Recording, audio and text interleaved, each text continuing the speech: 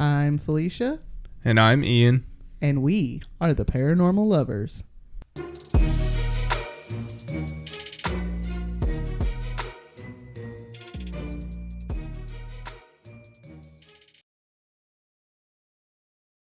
Everybody. Okay, cool.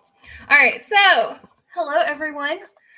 Tonight's episode is a doozy, and it's going to be fun because we have not just one set of guests, we have two sets of guests, and I'm very excited because I have been working with Belle for like a few months now trying to like figure out how to get them on here. We've been trying.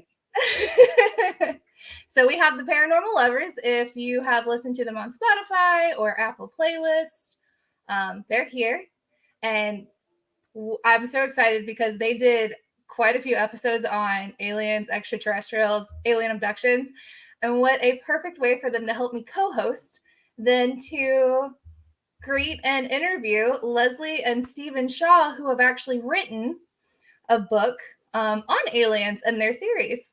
So if That's you could, awesome. Leslie and Stephen, go over yourselves and then your book a little bit. Sure. Our book's called Who They Are and What They're Up To by Leslie and Stephen Shaw. And we are both UFO witnesses, and Stephen's family have been victims of the abduction phenomenon. And that's where our, we both have this lifelong love affair with the subject because of that. And I'm a journalist, and I'm the writer in the family, so I did the most of the work of writing and typing it out and stuff. But Stephen has a much more scientific background, and I needed his help constantly with research, and he wrote his own family history into the book as well. So that's why we're co-authors and a team for sure. Stephen, you tell them about yourself a little there. Yes, I've around about the age of 30, I decided I really wanted to get to the bottom of what was going on with the 3 generations of weirdness that had been happening in my family bloodline. So anyway, it goes back to about the age of 3. When I was the age of 3, I was commonly visited by this invisible entity that would jump on my chest and my stomach in the middle of the night, kind of playfully, kind of like a cat would do, but it wasn't a cat. So, but also too, I was taught from a very young age that we had this family spirit guide called O'Glegly that was kind of a protector of the family, but also would visit and help people out, or show up at certain times, important times. So I grew up in kind of a strange house from the standpoint. I grew up in Woodland Hills, California, and my parents both grew up in wartime England as children. So, they grew up as no nonsense people, but I knew about my mom doing automatic writing and such like that. So they're a psychic bunch. The whole family are very psychic. Yes. So anyway, by the age of 10, I heard this strange noise again in the middle of the night, and I was sleeping in a bunk bed on the top of the bunk bed. My brother, being 6 years younger, was on the bottom of the bunk bed, and I got out of the bunk bed, and I knew it wasn't the dog that we had, but I was actually, something in my gut told me that this is something weird. So I walked down the hallway, and my heart was pounding, and my breathing was elevated, and I was actually kind of scared about what I was going to see. And just as I was going to turn the corner into the living room, my mind just goes blank. Okay. Next thing I know, a few minutes later, I end up back in my bed. Okay. So that was very, very strange. This is a common thing with the family, where they would see something bizarre and they'd actually be frightened by it, and then suddenly they go black. That's not when you roll over and go back to sleep, when you're terrified, right? But my brother also, he spent 2 years of his life from the age of about 6 to 8 sleeping in the closet in our room. And I asked folks, why are you sleeping in the closet? Well, I'm afraid of the little men that come in the middle of the night. And I kind of understood him because I had a vague memory of seeing the same thing when I was about his age. They look like almost like garden gnomes, but shimmery, maybe about a foot tall. There'd be 4 or 5 of them, and they would be walking into the room. My brother, he was actually really frightened by these. So, but again, I took this just with a grain of salt. My parents, it was just something that we just knew in the family, and it's something that you do not tell your friends at school. They think either you're living in a haunted house, or they think that you're lying, or they think that you're half nuts.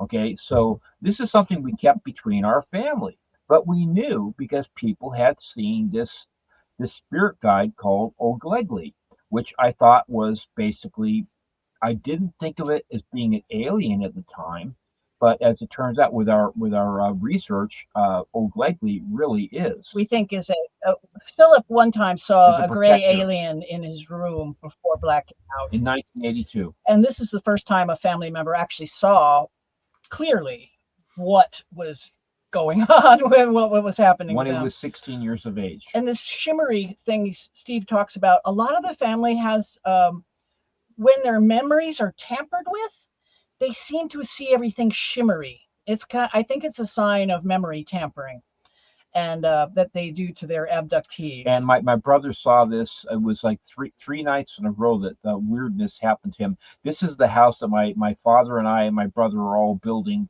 350 miles away in the woods in Sonora, California. So it wasn't like there was like a haunting happening in one house. In fact, these things have basically followed me. They follow the family all over. To 6 different houses. And the original stuff that I know about, my great grandparents came from Germany. They were the Newmans, and they were practicing automatic writing and spiritualism. And then my mom was born in England, and she learned that stuff from her mother.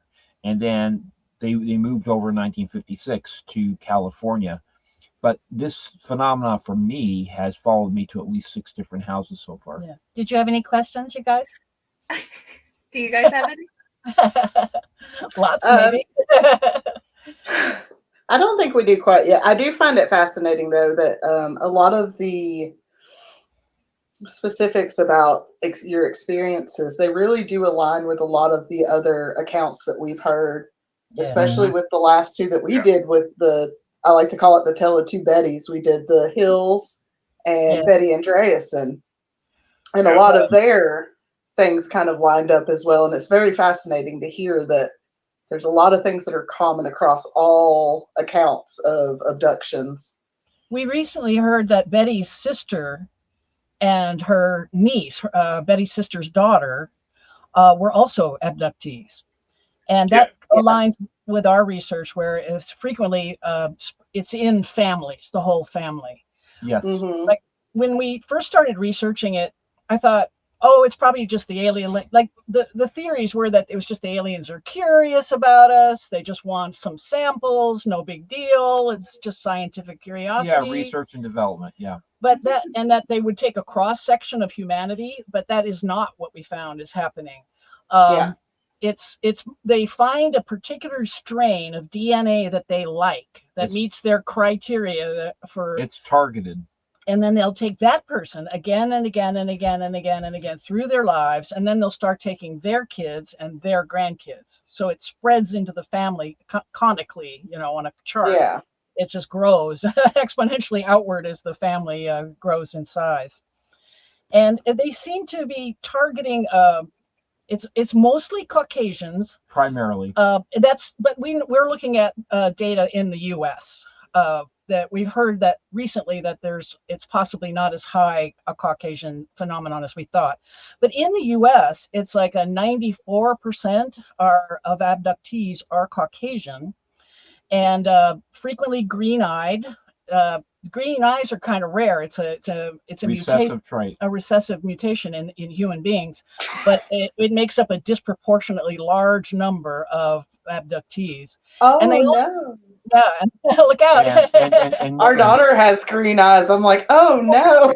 Yeah, and RH negative seems to be also disproportionately high. About 4 in 10 are RH roughly negative, and we only make up, I happen to be that one, we make up only, I think, 9% of the population, or something like 1 in 9 people have Rh negative, Yeah. I believe. Yeah. And so again, that's a disproportionate thing. So they like Rh negative blood, they like green eyes, and they particularly take a lot of Basque people. It seems like the Basque race is targeted for abduction a lot, and they happen to be more high Rh negative in the Basque race than in any other race. The highest proportion of Rh negative of any race on the planet. Right. And so we know of. We started realizing that they're not taking samples, they're harvesting a product. And I made an analogy in the book, like it's like a farmer's cow. He puts his cow out into the field to eat grass and make milk, and then he abducts the cow into the barn and removes the milk, and then puts the cow back out to make more milk in the field. And the farmer also protects his prize cow from predators, say. And so this family spirit guide, we think, has been both preying on the family and protecting members of the family as well, not because they need their DNA for some. Yeah, he has shown up to different family members at different times and actually saved at least one family member's life that I know of for sure. And maybe his too. Maybe Stephen's too. Yeah. And my Uncle Douglas, he was a Griffiths, so he wasn't a direct bloodline at all. He was married to my mother's older sister. So I'm a Shaw, and so Doug Griffiths married Marie. And when Doug was stationed in Ceylon, which is now Sri Lanka, just after World War II, he was an RAF pilot, and he was awakened again in the middle of the night by this tall figure that said, Douglas, you have to get out right now because you're going to be attacked by these rebels. Yeah. You know, you're either going to get killed, either going to get shot, or you're going to get stabbed with a machete. And he somehow knew intuitively that this was Old Glegley. This was the family spirit guide. Because this family spirit guide just disappeared. Right in front of him. He didn't say no. He said okay. So he got out, and sure enough, about a minute or two later, rebels came in and killed a number of the guys. You know, some with machetes and some with guns. But he told me this story on a couple different occasions. And my Uncle Doug was not a guy that had flights of fancy. He was a very sanguine, very lucid individual. And he told me this stuff, and it was very private stuff. And my Aunt Marie, she definitely backed him up because she knew about this stuff. Her mother had seen Old Glegley. My mom had seen Old Glegley. Different people had seen Old Glegley. In fact, I think I saw Old Glegley once when I was 18, which we have in the book, which was a very unusual, to put it mildly, unusual occurrence. If you want to hear about it. Yeah. That was the one where there was actually some physical. There was physical evidence. Afterwards, there was physical evidence, exactly. They tend to come in clusters, these events.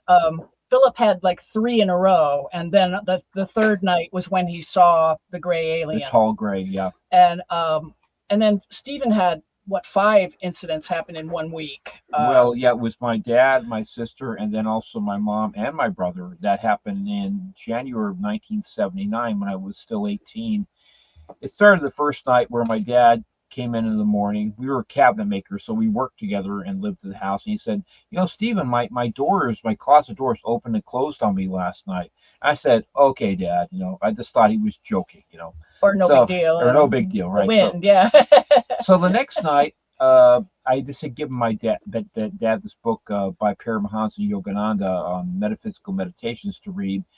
Just because I was into that, I was studying Tai Chi and teaching Tai Chi and whatever. So I was really into that kind of stuff. So about half an hour later, after I gave him this book, 9:30 at night, again, it's dark, he came into my room and said, he had this perplexed look on his face. And he said, Stephen, I'm hearing a silver bell. I said, okay, Dad. So I went into the living room, and sure enough, there was the sound of a silver bell being rung inside the wall by the fireplace. And it was inside the wall, not inside the fireplace. So we got my sister. She heard the same thing. We banged on the wall, looked up the chimney, couldn't find anything. It was just there for about 10 or 15 minutes. And then simultaneously, a Some bell rings at the other house where his mother is. And Yes, his we brother. found that out the next day. We, because my brother was going to school up in Sonora, and my mom was living at the house that we're building, and so we would call every morning, right? And my mom, Irene, she said, you know, the I heard this bell and I picked up the phone last night. Philip says the phone didn't ring, but I picked up the phone and there was this voice, a male voice on the other end saying, "I am the invisible on Beachy," or something like that. We still don't know what the And heck we that still meant. don't know what that was all about. But it was happening at the exact same time that we were having this silver bell being rung at the house, 350 miles away. Now, the next night, I was awakened by this whizzing sound in my room. I go, whoosh, whoosh, whoosh. And I just thought first it was like, I was hearing things or like a bug or something like that. So I just didn't pay much attention to it. So I rolled over on my left side, tried to go back to sleep. And then my bed was pushed twice from the base of the bed, kind of gentle push, like somebody just pushing it, right? And thinking maybe it's like an earthquake. I live in Southern California. So anyway, so I try to ignore it, and then it gets pushed again, a little stronger. And then the third time, a lot stronger. And then by this time, I'm getting upset and worried. And then I get 3 taps on my right shoulder, just like somebody has an index finger going tap, tap, tap. And at this point, I want to confront whatever it is, because is it my dad playing a trick on me, or what is going on? So I rolled over and said, "What?" And I could tell there was something there, but I couldn't see anything. But I could tell something was there. And then I blacked out. Okay, so the next night, I did not want to sleep in that room. Okay, I said, okay, no, I'm not sleeping in that room. So I slept in the living room on the couch in my work clothes. And I woke about 5:30 in the morning.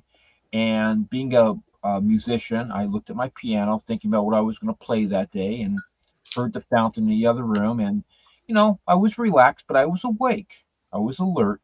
And from behind me, from the front door, this tall, blue-white entity, skinny, tall, blue-white entity, about 6 to 7 feet tall, maybe, came walking, floating towards me in about a second and a half to 2 seconds, filling the whole room with intense blue-white light. It stopped by my right side, and immediately the whole right side of my body became paralyzed.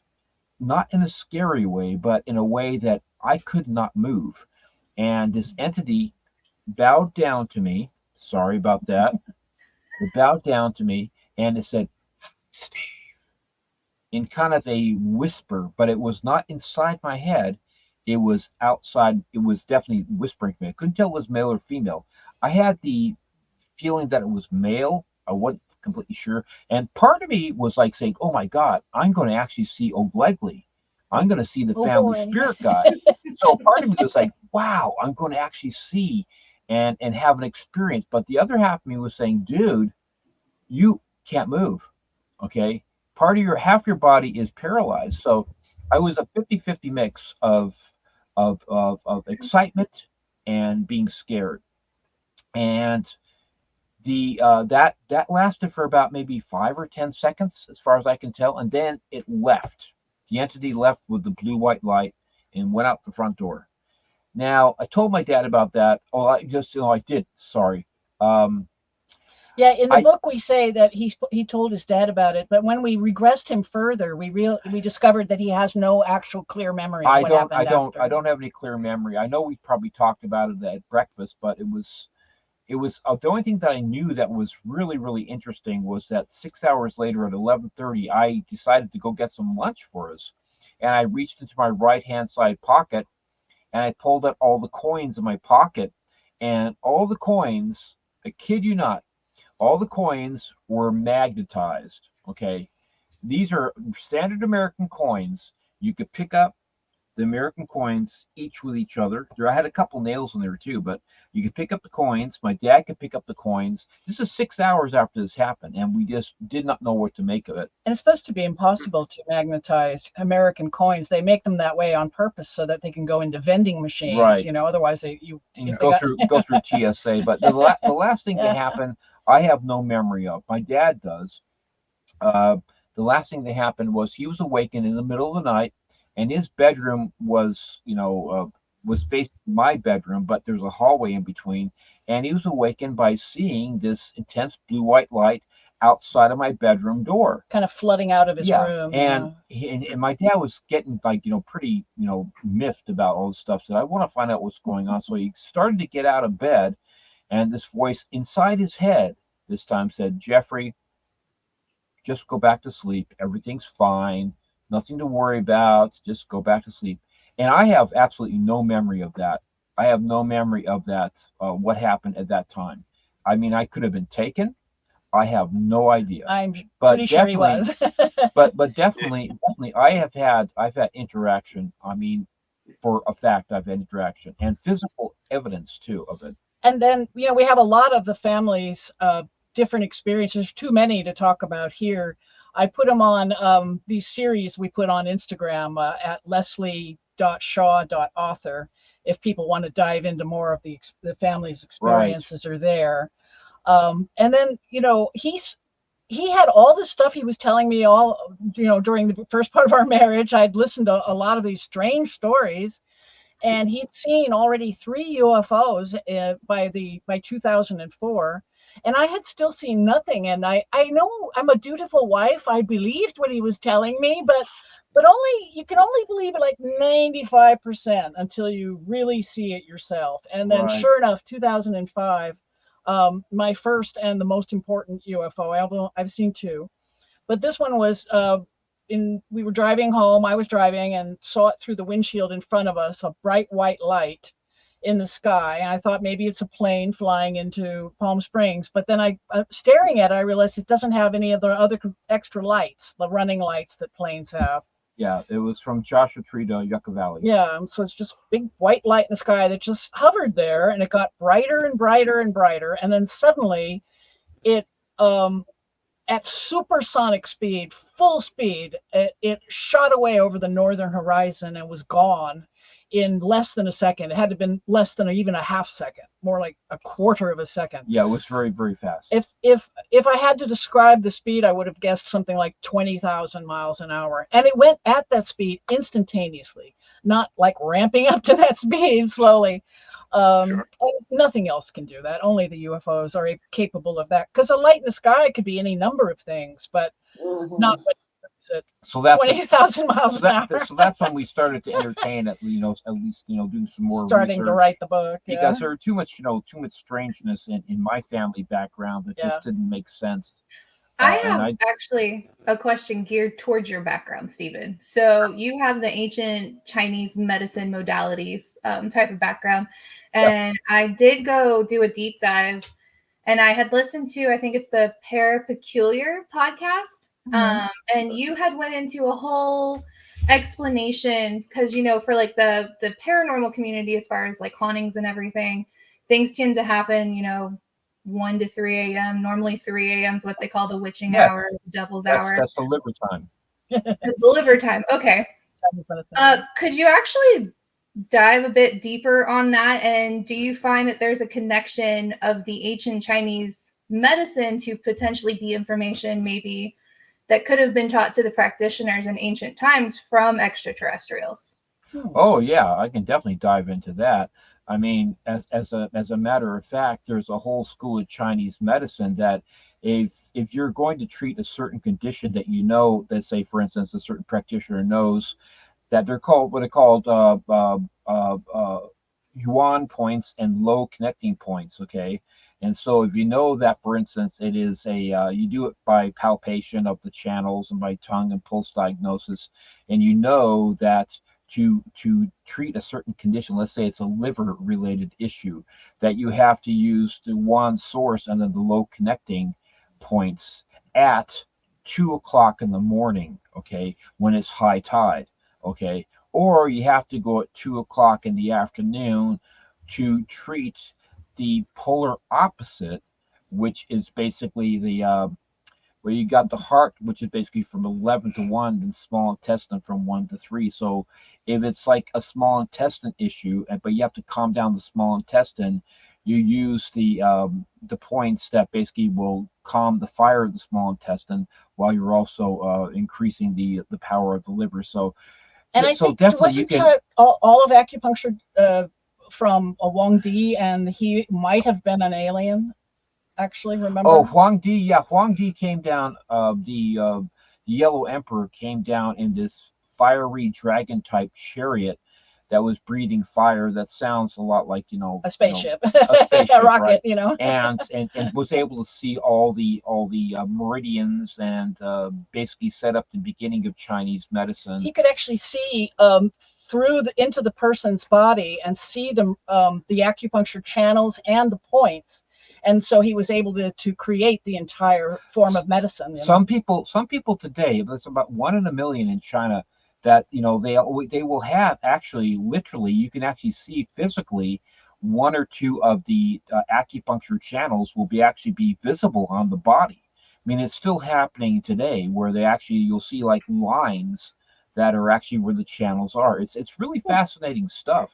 So Chinese medicine is and that, and teaching Tai Chi and learning Tai Chi and also monkey kung fu and a few other different things really had a strong influence upon my development as far as my understanding of things. But I came from a background of people that were psychic. So when he was doing Tai Chi, he became a master of it quite young and was teaching it through his adulthood. And that opens your chakras because it's a moving meditation. And so he was actually, and as you open your chakras, you'll start to get these other abilities. You'll get your ability to astral project becomes more, possible. And also he became a lot more psychic.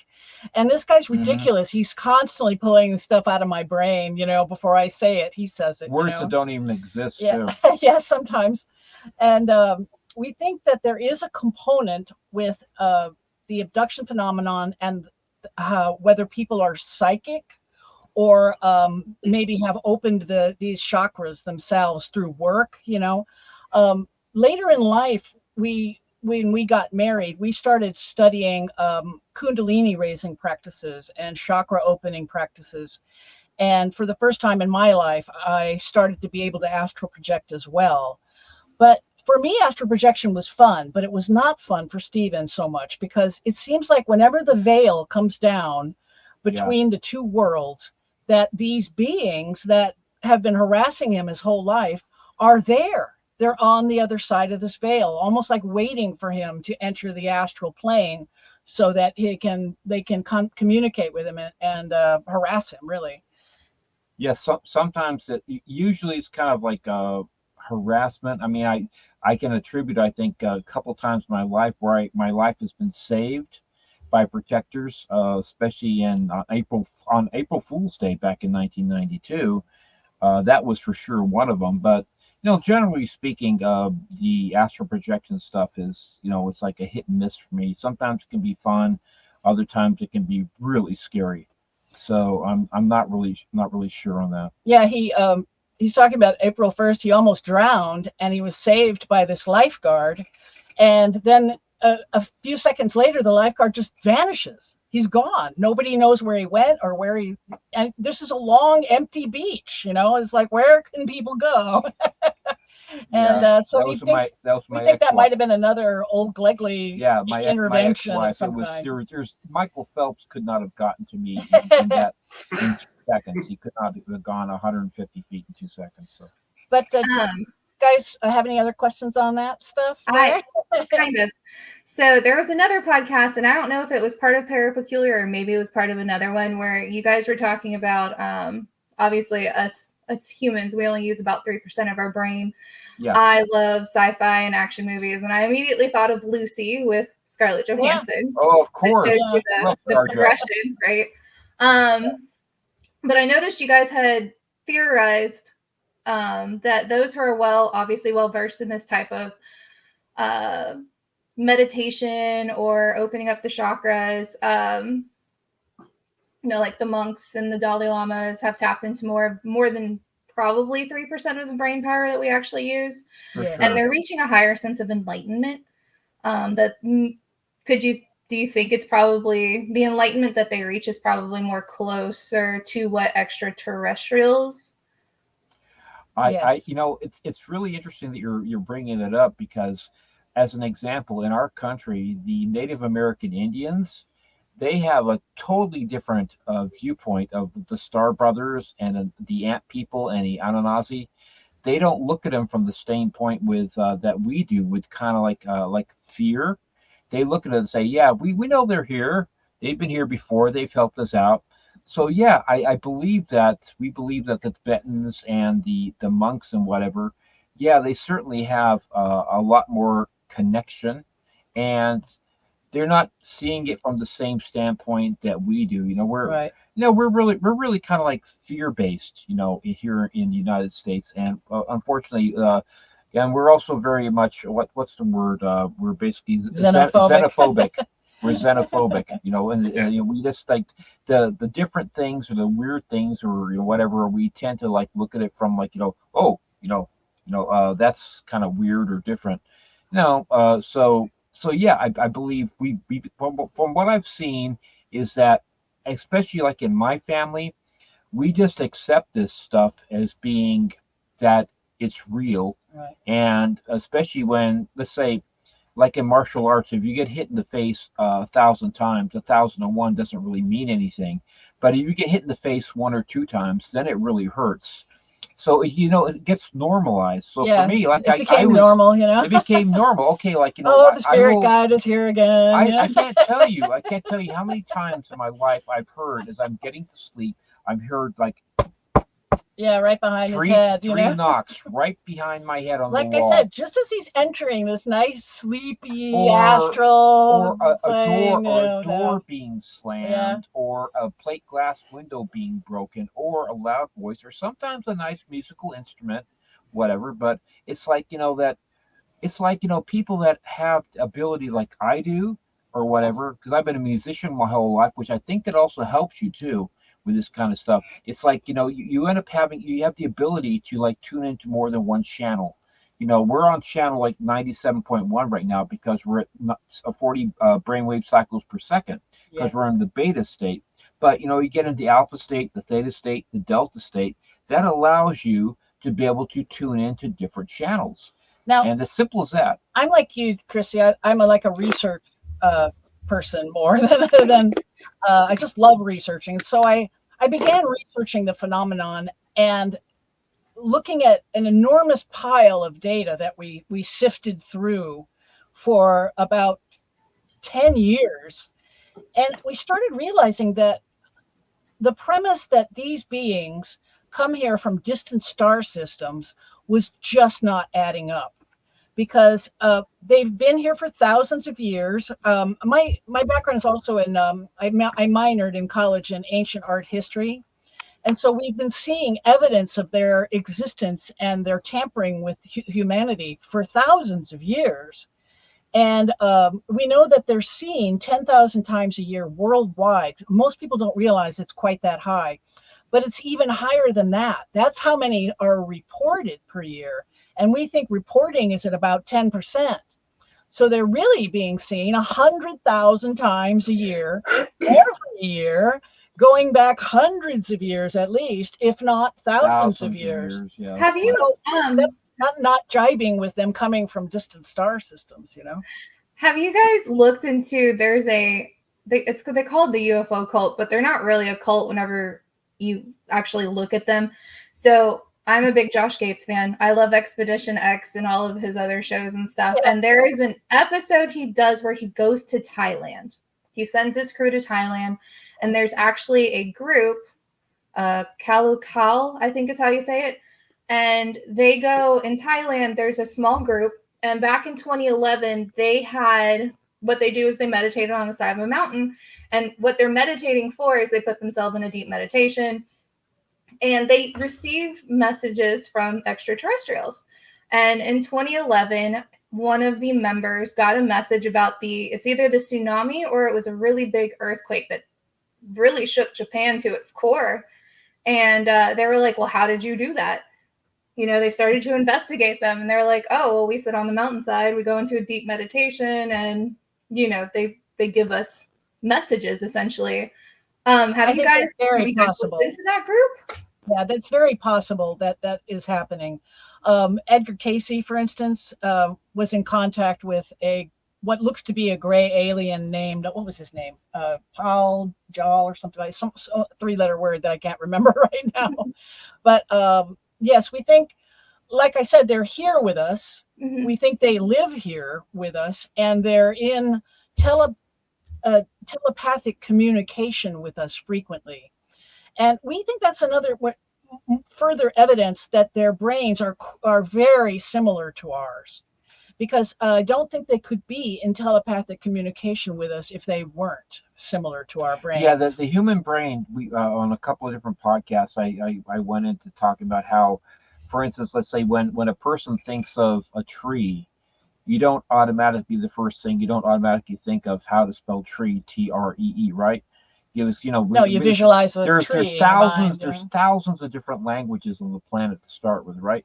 But what you first think about, you see a picture, all right? And so the original languages on the planet were developed as pictographic, basically a representational type of stuff. You want to represent a tree or a man walking, like in Chinese, pictographic, ideographic. The Sumerians language. Too. They show a man walking with a leg forward. That's the picture that shows a man. So it's understood that's a man. So basically, like the English language is like 2 or 3 generations further more advanced than a pictographic language. It takes a lot more development of mind to understand that this means this. So also too, when you see things like were built in Egypt, whatever, the pyramids, you cannot build something like the pyramids without having to have a blueprint. You have to understand language. You have to be able to talk. You have to be able to draw stuff. You have to be able to have a plan. You have to have architects and engineers. All this stuff cannot be built by cultures that just have bronze tools or copper tools that don't have the ability to have language. That was a problem that I had with my early art history education. It kept not making any sense. That there's no way they're attributing the Great Pyramid complex at Giza to these copper wielding tool makers, and they're not even bronze tools makers, and they're supposedly able to cut rose quartz. Rose quartz is a 7 on the Mohs scale. You can take a copper tool and hit a piece of rose quartz all day, and it'll just flatten the tool. You have to have a plan. You have to have a reason plan. Speaking about languages, one thing that me and Ian both noticed with our Tale of Two Bettys, there was a book in both of those stories. And I was going to ask you, Stephen, in your experience, or I'm sorry, that's not your name. Yeah, Stephen. In your experience, or in the experience of anybody in your family, was there ever any reference to a blue book? Do you know anything about a blue book? You mean Project Blue Book? No. When Betty Hill was abducted, they tried to give her a blue book, but there started like a fight on the ship, and they couldn't have it. When Andreasen was abducted, she was actually given a blue book with their language in it to go over for about 10 days, and then it disappeared. No, the whole thing, as far as like the alien stuff, is basically from Leslie and myself. We don't have it. He never got a blue book. I did talk to my parents on a few different times. I actually I said, you guys aren't telling me something, right? I just started to believe at a certain point that this whole O'Glegley thing was a lot more than I was being told. And unfortunately, Stephen, we've tried to, with hypnotic regression, we've tried to break through, in his case, into these blackout periods to find out, exactly what was happening to him in these blackout periods. But so far, we've been unable to break through the block. It's pretty well placed. I know that I can be hypnotized because I was hypnotized on my 19th birthday, July 28th, 1979. I went to the Pat Collins Hypnotist show that was in Sunset and Doheny in Southern California with my girlfriend at the time. And I got on stage. I was one of the 9 people that got on the stage. And we did the, stiff as a board, light as a feather. And she did the thing with you can't feel pain as far as with the lighter and that kind of stuff. And the funny thing is that she asked everybody who was on stage, she asked them different questions. And I was the last one on stage. And she asked me, okay, what's your name? Steven? Oh, his name's Steven, right? He said, well, I want you to visualize me naked. And Pat Collins was a very big woman that had this really garish makeup on and had all this glittery stuff on her. And I looked at her and I just busted up. And you saw him? I saw her. I actually saw her naked. And then I became her dog. I became her dog for the rest of the night. She had me singing about getting my penis back from a girl in front of the audience. And she wanted me to be James Bond and jump onto a table, which I didn't do, luckily. Yeah. But I remember that night when I came home that I had the most incredible dreams of blue arts. You're speaking of blue, right? But I could actually close my eyes about 2:00 in the morning, and I could see going from right to left these pictures of these blue landscapes that were I'd never seen before, and just absolutely gorgeous. And I could just watch one go by, then watch another one go by, and watch another one go by, all in blue. I mean, that's just an aside, but it's I thought that might be interesting, but it's no, that is quite interesting. Blue seems to be with your experiences with the blue lights and stuff, and then blue seems to be a color that they really seem to be drawn to. Yeah, I mean, it's I'd never seen paintings ever like that. It was fantastic, and it was I was just watching them as a casual observer, going through going through a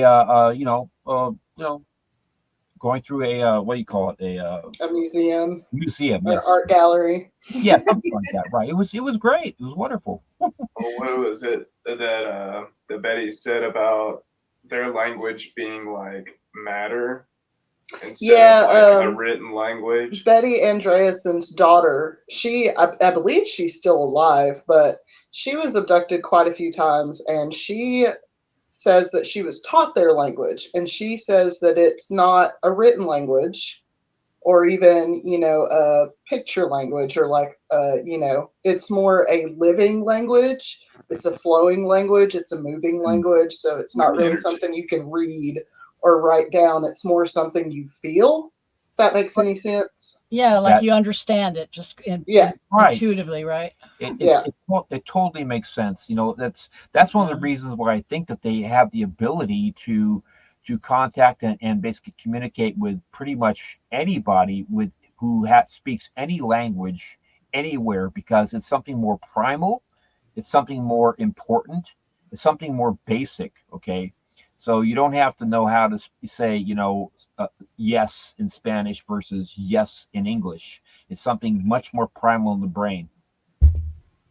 That's what that's what I believe anyway.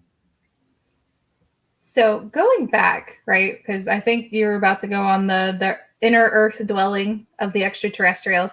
So I had brought this subject up to my husband. My husband's a gamer, and he plays. What does he play right now? Dragonair. It's an app on the phone. I don't know.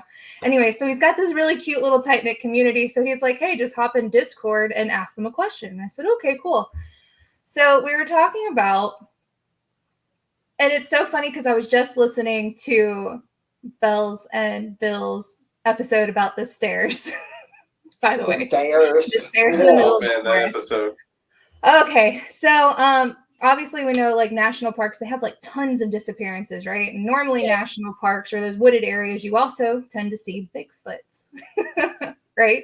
And someone had asked, and I'm actually kind of curious as to your point of view on this, but Do we think Bigfoot happens to be working with the extraterrestrials that are dwelling inside Earth by using the cave systems to kidnap those who have not been found in the national forest?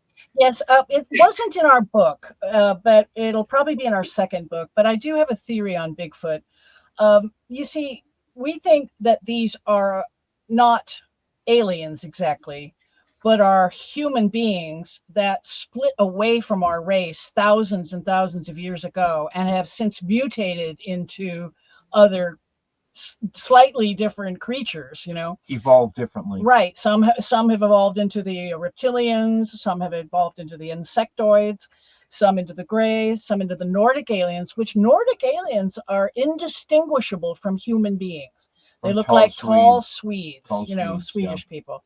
Sure. And we think that but every one of these different alien types all have the same skeletal structure as we do. I've been in communication with a guy who's having sex with an insectoid queen, and she's been taking him for a long time, and she recently introduced him to their offspring. They have this bizarre breeding program with human beings where they're making these hybrid alien races, and I asked him, I said, well, okay, you've had sex with her, so you're pretty close. Are we talking a different skeletal structure here or what? And he says, no, it's exactly like our skeletal structure. And we hear a lot of reports about people seeing these aliens from a slight distance and at first thinking that they're looking at humans. Mm-hmm. And they're moving like humans. They almost look like humans. And until they get closer, then they see the eyes are too big and black and the heads are slightly too large. But if they are standing exactly like we are and moving exactly like we are, it's because they have the same skeletal structure and the same musculature that we have. Yeah, Lonnie Zamora, the cop in 1964 in Socorro, New Mexico. Yeah, he was 50 feet away. About 100 feet away, whatever, and he thought that they were either small children, whatever. He thought they were small children or large adults, and I mean the other way around, small adults or large children. Yeah. And then he saw them moving, and as he got closer, they saw him, and then he realized he was looking at aliens, and they ran into their ship, and it took off. But he said they move just like human beings, and if they move like us, I mean, think about our closest relative on this planet besides these aliens. The bonobo chimp. The chimp. And they move nothing like us, right? They're barely able to stand. And when they're frightened, they run away on all fours and take to the trees. And this is our closest relative on the planet. Yeah, within about 1% of DNA difference. But we have a lot more physically in common with these aliens than we do with any other creature on our planet. And Bigfoot. And Bigfoot. And yes. One thing, there's this bizarre thing about Bigfoot. I believe that a lot of these races are in underground cities planted inside the earth. And we believe that they separated from us on purpose because of a comet strike that happened 13,000 years ago that almost wiped us out. All of us surface people, we got chucked back into the Stone Age, where all of the people that took refuge deep underground and took their technology with them, they are 13,000 years technologically speaking ahead of us because they didn't lose their technology, right? Whereas we had to start over on the surface. Just like the billionaires are doing all their building of their super houses underground right now. Yeah. They're all planning ahead of time. They figure, okay, the next disaster. They're already doing it. They're already spending multiple billions of dollars building these superstructures underground. It's happening right now. It's kind of funny. And when we were on the premise that these are beings from different star systems and they're completely alien from us, it just wasn't making sense. But as soon as we took the premise that maybe these are humans that have separated from us, suddenly it makes tons of sense. That's why they are seen 10,000 times or reported 10,000 times a year, seen 100,000 times a year. Why they're so terrified of our nukes, our nuclear weapons. It's a big tell. A distant star system creature. Why would they give a rat's ass if we blew ourselves up or not, you know? But they live here and are worried about their own asses. You know, they're worried. They've got skin in the game, as we call it. They got their own butts on the line, too. Right. Yes. Uh-huh. So they're constantly following our nuclear weapons all over the world, all our military, every single time they go out on maneuvers, they're being followed. That's what we heard from Graves and Grush at the congressional hearings this past summer. And that's why we didn't know that. We did not know that how often they were being followed. That we found that out. That every single time they go out on maneuvers, that there are UFOs that are like these things right are there. Dogging their steps right behind them. You know, and then suddenly it makes sense why they're seen for thousands of years. They've lived here for thousands of years. They share the planet with us. That's why they're seen thousands of years. You hear hoofbeats look for horses, not zebras. You know? And why they can have sex with us and make babies. Hello? They're having sex with us and making babies.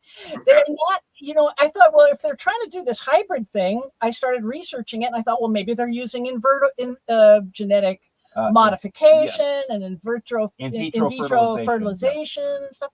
But no, they're having sex and getting pregnant. The fun way, yeah. And if you're having sex and getting pregnant, it has to be a very close cousin to you. It cannot be a completely different species, right? And sure. And people are wondering, well, what do they want? And we think that our government discovered these creatures living under our feet in the 40s, and there is a theory that Eisenhower met with them. We have some evidence for it in the 50s. The 50s, and made kind of a treaty with them that they would keep their secret. They would let us have some of their technology in exchange for keeping their secret and not interfering with their bizarre breeding program that they're doing with us. Not that we could have interfered with it anyway, but we made the deal. And we think that they've been, of course, stonewalling us for 80 years, lying to us about it. You know, and when Luis Elizondo released those videos, the famous ones, Go Fast, Gimbal, 2017, and the Tic Tac videos, these are military videos, and we know since they're going out on maneuvers and they're being followed all the time, we know there's miles of this kind of footage they're still not sharing with us, right? They're still attacking whistleblowers. We were hoping for a new age of discovery, but we're not getting it so far. They kind of actually retracted themselves about a month and a half ago. There was this supposed report that came out of the Pentagon where they're saying that it was from the Arrow group, which took over from ATIP, and they're basically saying that, we have no evidence at all that there's extraterrestrials, which is kind of funny you're saying that because we call them intraterrestrials. Yeah, so in a sense, they're not really extraterrestrials. They're not really extraterrestrials. They're really interterrestrials. So it's except we think they do have bases on Mars and the Moon and other parts of our solar system. Maybe on Phobos, the Moon is So in that way, yes, they're extraterrestrials if they're coming here from Mars, but mostly we think they live here amongst us. And that's why we can also be telepathic with each other too. Yeah. I think it's because we have very similar brains. Sure. Okay. Is this clicking? Is this going grok? Yeah. It makes sense. It definitely does make sense. Yes, we think so. Yeah, we try and look at it from a what's the most obvious thing, I myself being a former doctor of acupuncture, it's like the KISS method, keep it simple, stupid, but also to what's most likely. Is it is it a horse or is it a zebra? If you're in Kenya, which I've actually been to, you hear hoofbeats, it might be a gazelle. It might be a zebra. It might not be a horse, but here in the United States, it's probably a horse. Yeah, it could be a zebra, but it's not likely, is it? But likely it's not. It's like this. And we think they used to play gods. They used to play gods to us, like the whole pantheon of Egypt. We think were these beings, and Rome and Greece, and Greece, and and they can't get away with that anymore. So we think now they're pretending to be space aliens. Yes. From far, far away. And that this is all It's a little bit smoke and mirrors. They don't want Yeah. us. They want us looking under our feet. They want us looking up instead of up, down. Yeah. So yeah, Sure. they want to misdirect us. That's really what it is, from And- what we can see. And we think that. Did you guys hear about the Operation High Jump with Admiral Byrd's Armada? Mm-mm. No. 1947, February 26th. We think it was Admiral Byrd that finally That was the one that told us about cued us into the fact that these creatures were there. Our cousins. Yeah. Admiral Byrd was an explorer and an adventurer and an admiral, a Navy admiral. And he had he won the Medal of Honor. He was a hero, a national hero. This man of unimpeachable character, right? And in the 30s, before the war, Hitler was showing this bizarre interest in Antarctica. He devoted enormous resources to the continent, sending ships and engineers and mining equipment and personnel. And there were some rumors floating around that they had found an underground paradise, supposedly, in Antarctica. So after the war is over, I believe our government knew or suspected that there was a Nazi base under the ice in Antarctica. And they sent Admiral Byrd in charge of an armada to destroy this base called Operation High Jump. But when they got to Antarctica, it was a 6-month mission. When they got to Antarctica, they were actually attacked by flying saucers. These flying saucers flew up out of the ocean and shot these rays at the ships. They sank a destroyer and downed half their carrier-based aircraft and killed dozens of men.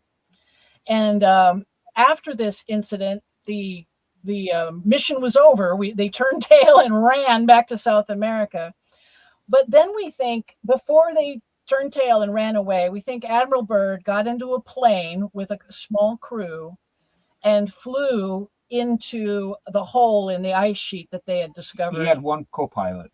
And this is this posthumously released diary. Many people know about this diary, but they didn't know about the Operation High Jump thing. That was when he went back to Washington, they muzzled him, but good on that. And we barely got information on that. But he later. did do one interview in Buenos Aires. Yes, before he came back. Yes, he did. Say we are dealing with an enemy that can fly from pole to pole. And should there be another war, we're dealing with an enemy that can fly from pole to pole in a matter of seconds. A guy became admiral before anybody else, earliest in his career. Had unimpeachable character. Why would he be, saying, complete garbage? What was his motivation? But, and also too, what was our motivation about a year and a half after World War II to mount the biggest military operation of its time, to go down to Antarctica to look for this, because we knew about this because of all the papers that we got from Berlin, and also from guys like von Braun, and the ones that we did with Operation Paperclip. We knew that stuff what Hitler was doing down there. Yeah. So we knew there's something was going on. So exactly. So you got to look for the motivation. And the motivation, they had a big motivation. And so many people have heard about this diary, but he essentially has a meeting with these people that live under the ice sheet. He describes them as tall men, blonde-haired, blue-eyed men. Again, it's always people, right? They're people. Again. And they have a slightly Germanic or Nordic accent. And they essentially tell us that you've entered the kingdom of the Ariani. Normally, we try and have nothing to do with you people and your barbaric wars. They think of us as barbarians, and we kind of are. And valid. And they told us, yep. But now you guys are messing with nuclear weapons, and we want you to stop. And we think that the meeting with Eisenhower they had later, which was supposed to be with Nordic aliens. Valiant Thor. No, that was later. That was Valiant. This is Eisenhower meeting with the aliens, the Nordic aliens. We believe that they made this deal to keep them quiet, but Where was I going with it? No, Valiant Thor, 1957. Remember that Valiant was later. That was at the White 57, House. yeah. In the Pentagon. So again, Valiant Thor, another human. He lands in a spaceship in Virginia and spends 3 years advising the Pentagon and the White House. And he's a Caucasian, red-haired man, right? Oh, and I remember. So the Ariani told us that we think that Eisenhower, they wanted to get us to denuclearize. We think that was their main agenda, and they were not able to get that from us. Eisenhower wouldn't go for it. And so they proved to us later that they can turn off our nukes whenever they want to. They, at the Malmstrom incident. Yeah, 1966, Montana. Have you all heard about that one? There was 10 nuclear warheads at this base in Montana, and a UFO showed up and was floating right outside the front gate.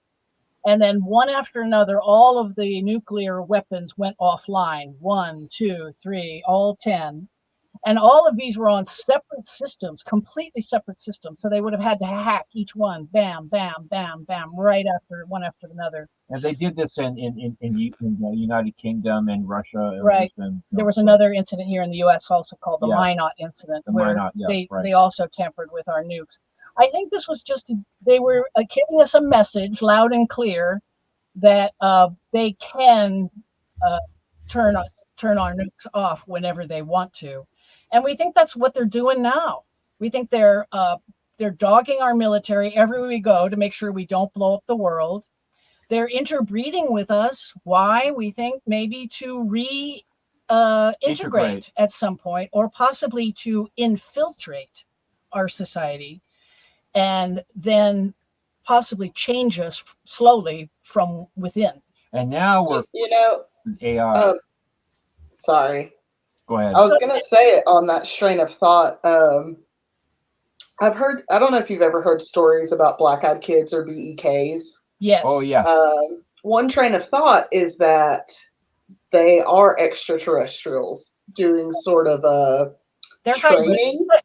Yeah. So I was going to say, do you believe that the BEKs are possibly just hybrids and they're kind of like training to be people? That's what I believe. Oh man, that's a really, really good question, because I've heard some really scary stuff about that. Yeah, they look like kind of normal children. They do. They look very much like children until they ask you for ketchup for their apple. Have you ever noticed how similar the abduction thing is to the mythos of vampires and a succubus and an incubus?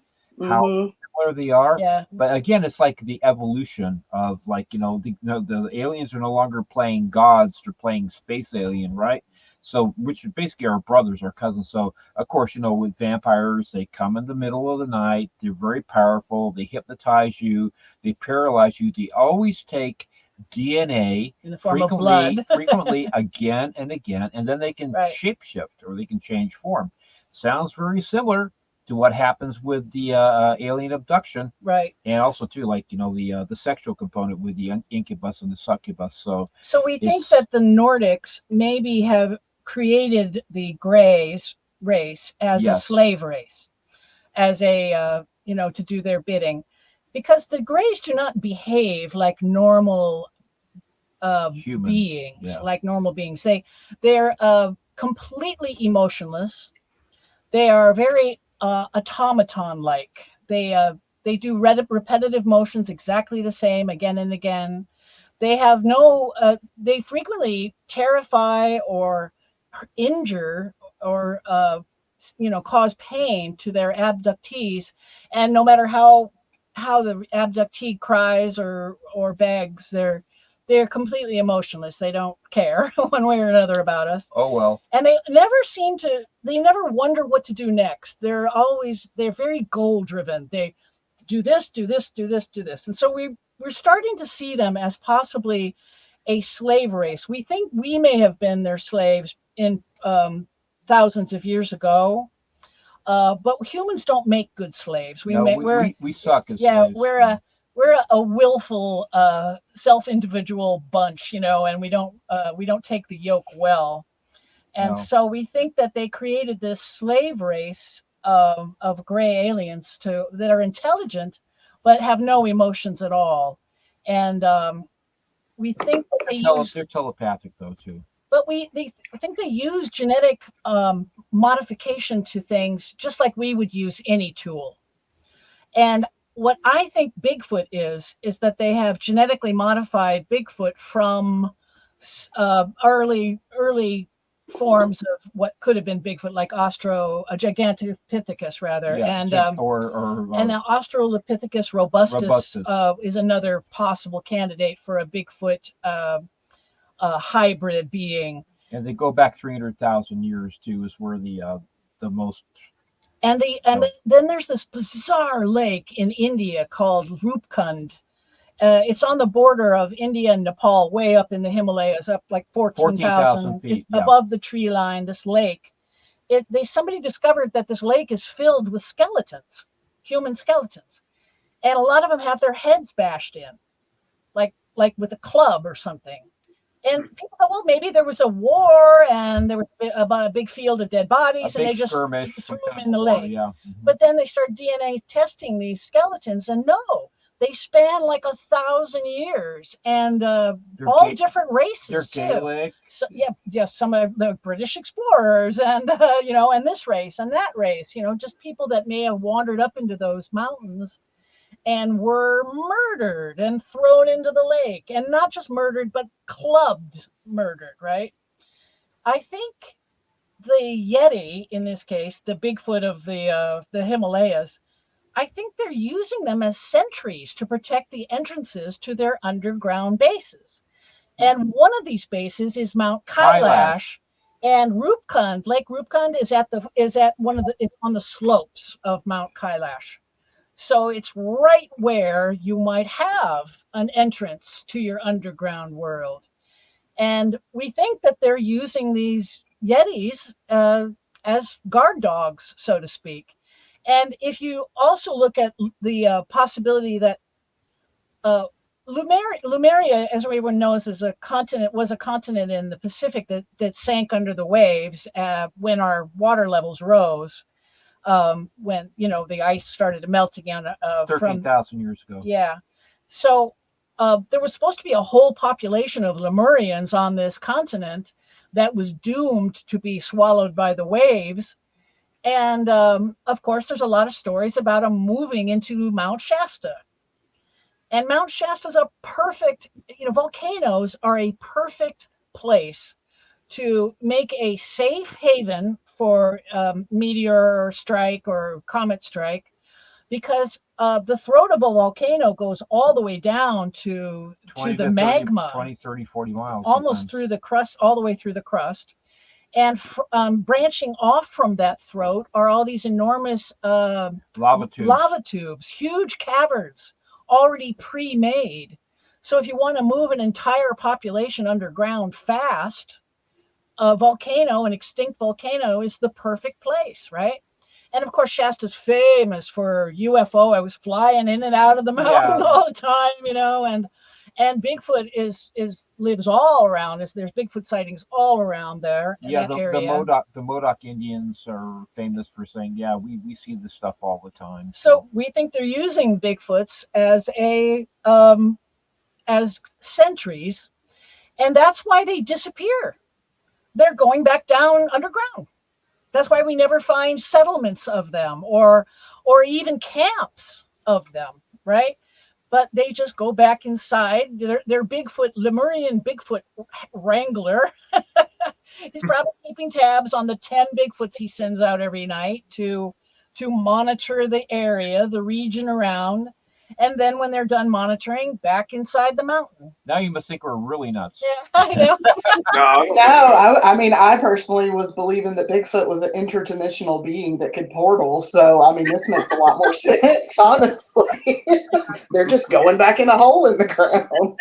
Yeah, exactly. They're not like, they're not like living outside. It's a lot more cozy inside. You got geothermal. You got more bells and whistles, And the Lemurians are great cooks, I hear. They're terrific. Yeah, they're good. They're 5-star chefs, I heard. So no, and there are a lot of things that you pointed out that they do that. It's kind of like put things together for me, like people living under the earth, take Atlanteans. Instead of them drowning, they're just living in cities under the earth.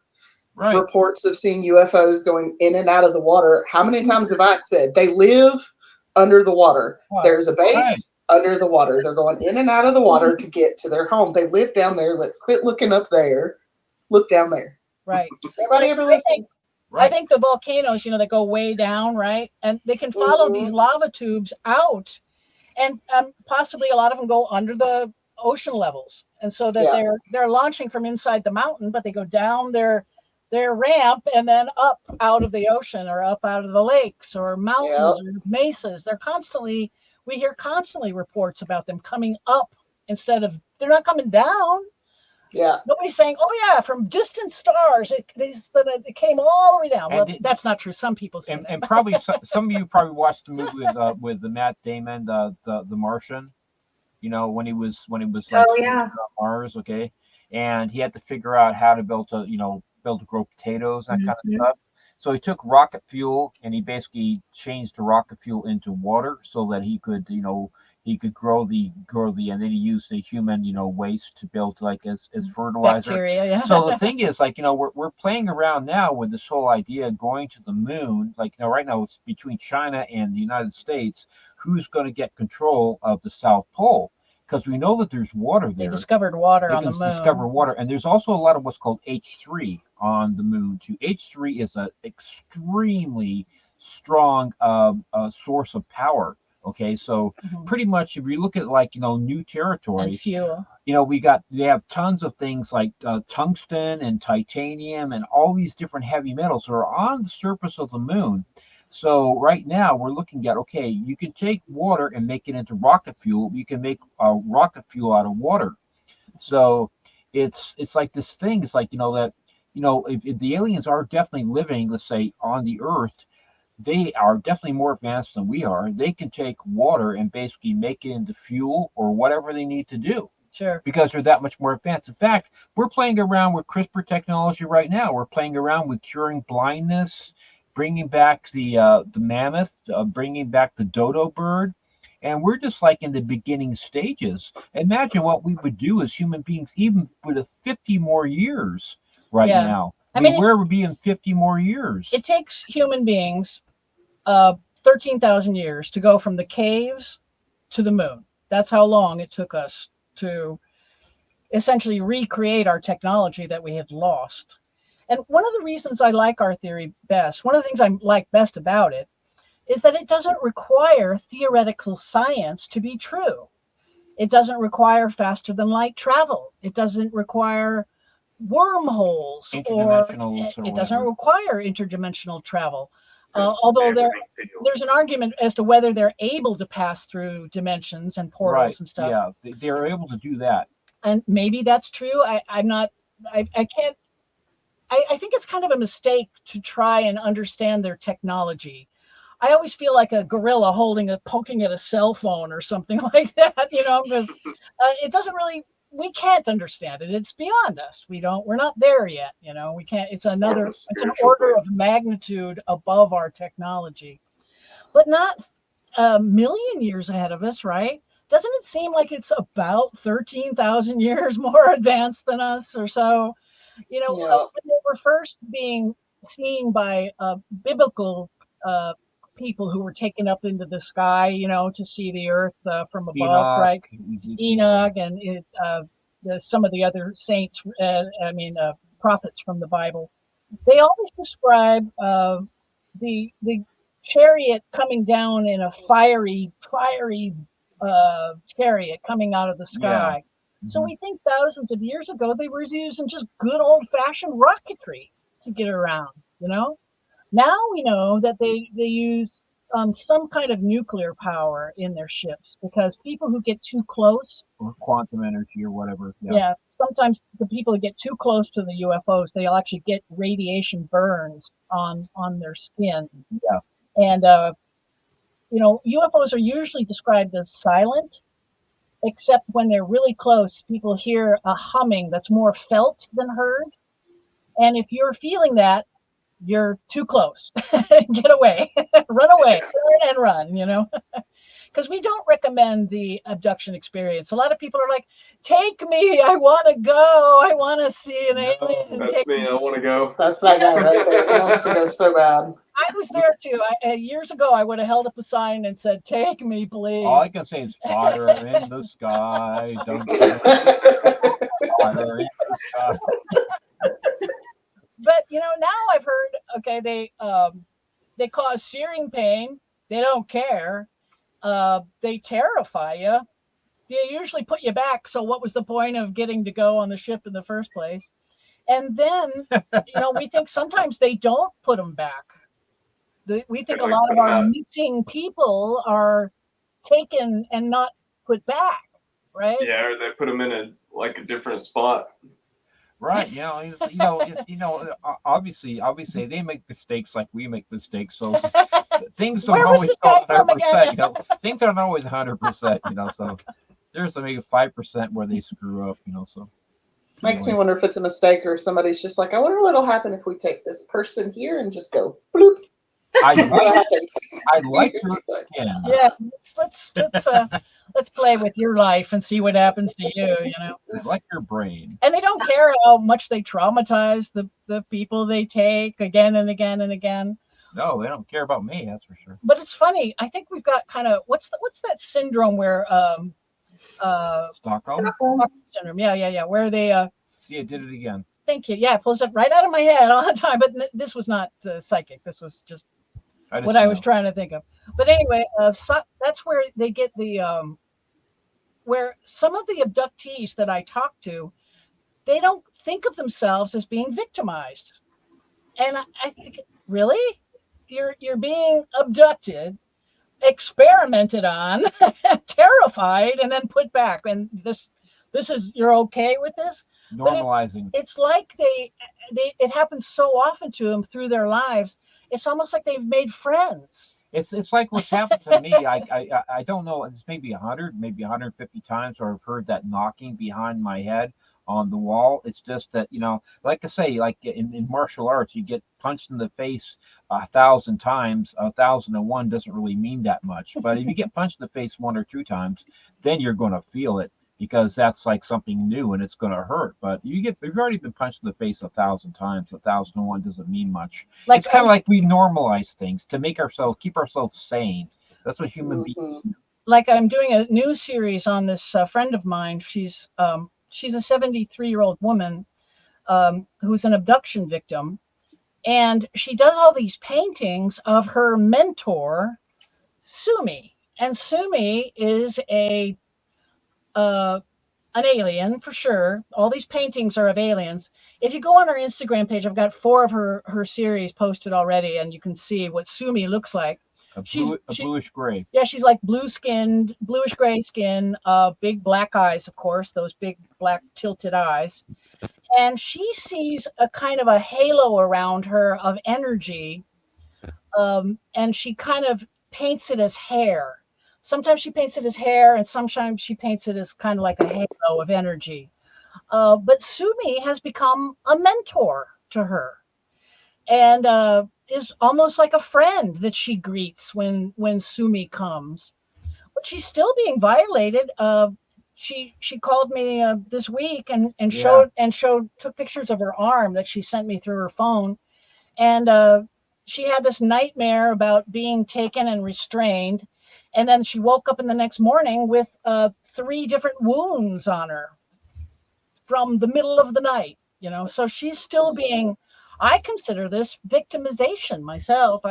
If somebody was doing this to me, I would consider myself being definitely put upon. It's very odd, to say the least. Yeah. Yes. I mean, if a human breaks into your house every night for, your life, and they assault you and take chunks out of your body and put needles in your body, they're going to go to jail. Yeah, right. It's not okay. You're breaking several laws there. Exactly. It's like just because you like try and erase our memory doesn't mean the trauma isn't still like embedded in our DNA. Like, Right. No, it's almost like everybody should install Ring cameras, in their house and outside their house, just like so that we can keep track, like on some of these paranormal shows, just to kind of see what is actually going on. I think the reason we don't catch them on camera is that we think they have not just consciousness dampening fields, but also electromagnetic dampening fields of some kind. And I think that's one of the reasons I think it's maybe the Bigfoot are involved with them, because when people can get Bigfoot photos from distances, but not up close. Why? It's because suddenly the camera doesn't work. Suddenly it doesn't work anymore. Unless you're using an old school Bolex, which doesn't use digital. Right.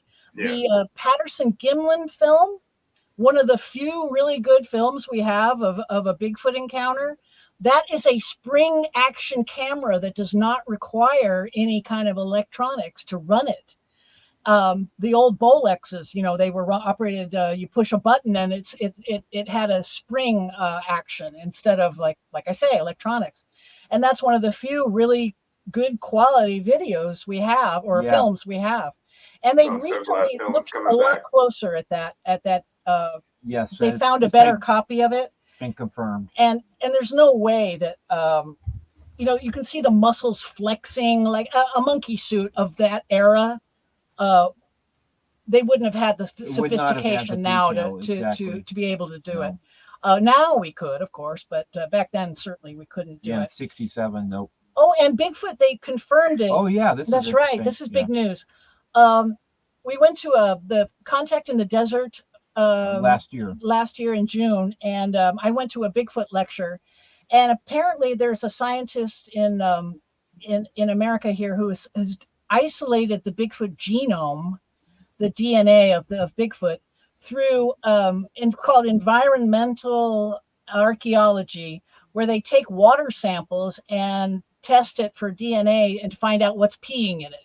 You know what I mean? Or what's cool. Leaving genetic material behind in it. In the area or whatever. Yes. And there is DNA evidence now that there is an unknown primate in the northern region of America here. Yeah, northern California. Northwest.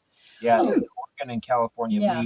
There's an unknown primate species that is living with us. Okay, being in our creeks. Yeah.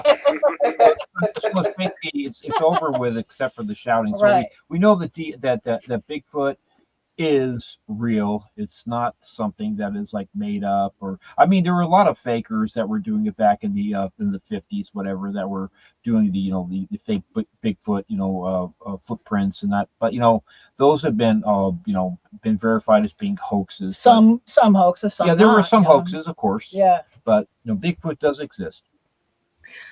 Okay, so I want to wrap it up because I know it's getting late. All right. At least for some of us. I know for you guys, a good time over there. So you guys said you were writing a second book. Do you want to give like a little hint or a little drop of information? We're definitely going to address some of the Bigfoot issues in the second book. Certainly in the second book, and we'll just go further down the rabbit hole. I wanted to also address the Akashic record, because we think that these creatures are responsible for it. We think they're kind of in on this. Some psychic levels, we think they're broadcasting knowledge nonstop. I know we keep on using those creatures, but they're really not. They're not really creatures. Yeah, cousins. They're cousins. They're not completely bad. But it's like like for instance, there was like really quick before we go. There is a interesting book, basically. I think it's called something like 200 inventions that happen at the same time. Simultaneous inventions. Yes. Like for instance, like as an example, like Tesla and Marconi, they both came up with the idea the radio at the same time. Now it's like the Akashic records; they're broadcasting this stuff 24/7, but some people will pick it up, but there's only a certain amount of people that can actually do something with the information. Right. Maybe 100 people got the information, but only 2 of them happen to have the technical knowledge to be able to so this is happening all the time. No, so And so we're about a third of the way through the second book, and it may be a while before it's done. But I would like to also send people, like I say, to our series to read up more about the family experiences at our Instagram page, leslie.shaw.author. And Leslie spelled Leslie. And we also have a website, whotheyarebook.com, where we have excerpts and some blogs and links to any nice podcast people that send us the links for that we do. yeah. And the book again is Who They Are and What They're Up To, and it's available on Amazon and Ingram. Amazon primarily. Yes. Yeah, thanks Very for interesting. letting me plug in there. Shameless plug. No, shameless. And Belle, did you guys want to share where everyone can find you guys and how to contact you? Our podcast, The Paranormal Lovers, we are on all major podcasting platforms as well as YouTube, and you can also follow us on Instagram. If anybody wants to support the podcast, you can find us at patreon.com/The Paranormal Lovers, where we have our true crime podcast, The Deadly Lovers, which thank you so much, Chrissy, for your support. Our first Patreon. It's amazing. So I hope you're enjoying it. I am. Awesome. So obviously I've had a great time. This was really thought-provoking. I'm not going to lie, like a lot of different theories that I can get behind, a lot of different things I didn't think For sure. about. I'm excited to see how you guys take the rabbit hole of Bigfoot and extraterrestrials. That's going to be fun. For sure. I'm waiting on that one. I'll have to set an alarm for when that's released. Right. Other than that, I really I appreciate everyone coming on. I had such a great conversation with everyone, and I hope you all have a good night. So You too. You Thank too. you. so much. Bye, everybody. Bye-bye. Bye. Bye.